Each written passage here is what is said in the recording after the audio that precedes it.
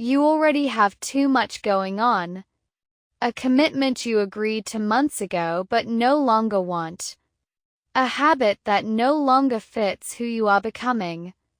You know you should let it go, but somehow you keep holding on. This is different from saying no to something new. This is about releasing something you already have. Most people find this far harder than declining a new request. Something already yours feels harder to release than something you never took on in the first place. Welcome back to Gentle Wisdom, where you learn English while becoming a better version of yourself.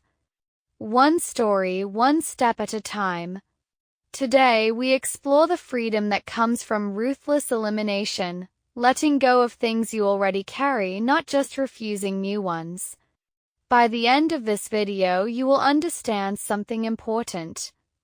Doing less but better might be the most freeing choice you can make. Let's begin. Lesson 1: Why letting go feels so hard. Greg McKeown explores this idea in Essentialism. While much of the book focuses on saying no to new requests, an equally important idea involves removing things you have already committed to. Once something becomes part of your routine, letting it go can feel like admitting failure or wasting the time already invested in it. This feeling has a name. Economists call it the sunk cost trap, continuing something simply because you have already put time or effort into it. But past investment does not determine future value.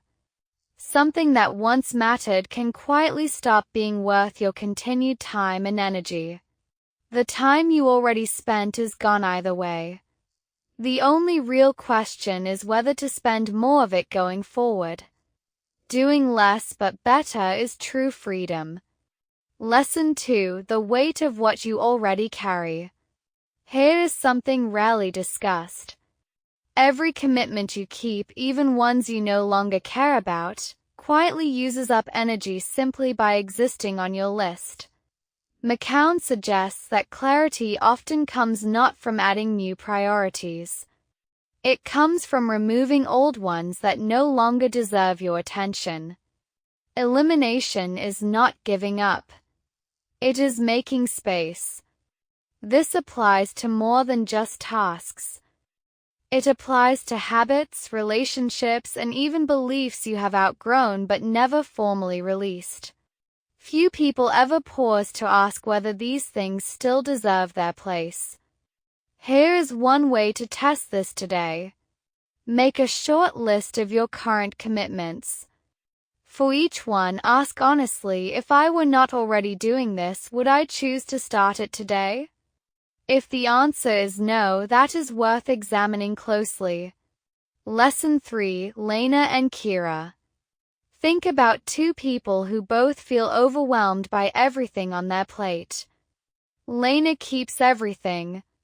A commitment she no longer enjoys. A habit she started years ago that no longer fits her life. She tells herself she has already invested too much to stop now. Kira takes a different approach. Once a year, she reviews everything she is doing.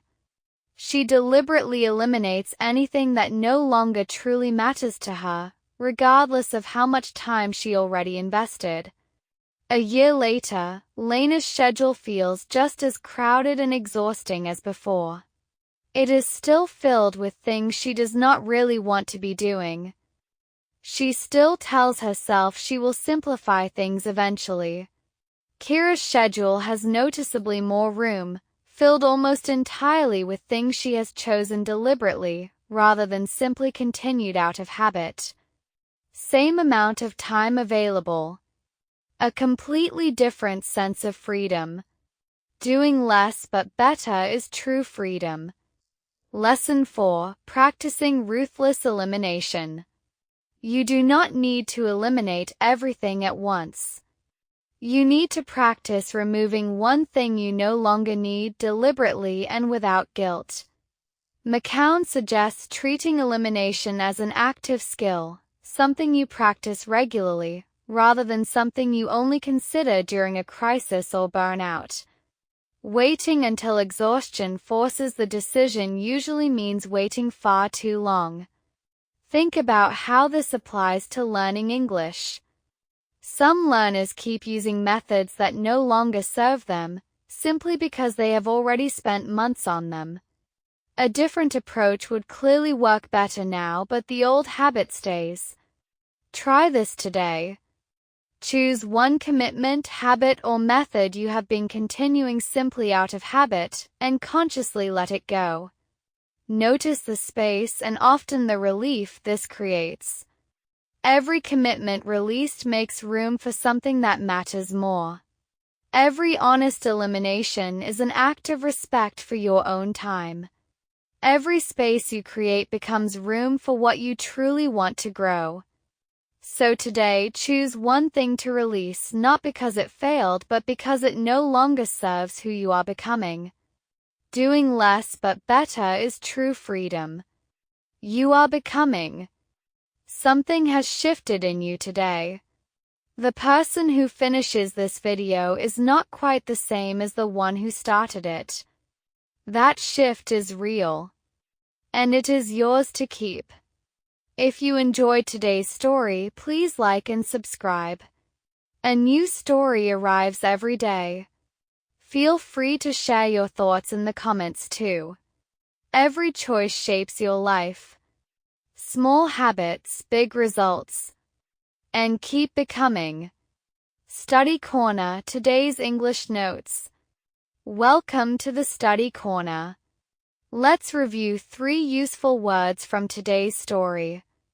The first word is sunk. In the story we heard, economists call it the sunk cost trap, continuing something simply because you have already put time or effort into it. Sunk, in this context, refers to money or time already spent that cannot be recovered. For example, do not let the sunk cost trap keep you in something that no longer serves you. The next word is eliminate. In the story we heard, you do not need to eliminate everything at once. To eliminate means to completely remove or get rid of something. For example, eliminate one unnecessary habit this week and notice how it feels. The third word is deliberately. In the story, we heard about choosing things deliberately rather than continuing out of habit. Deliberately means done carefully and intentionally, not by accident or default.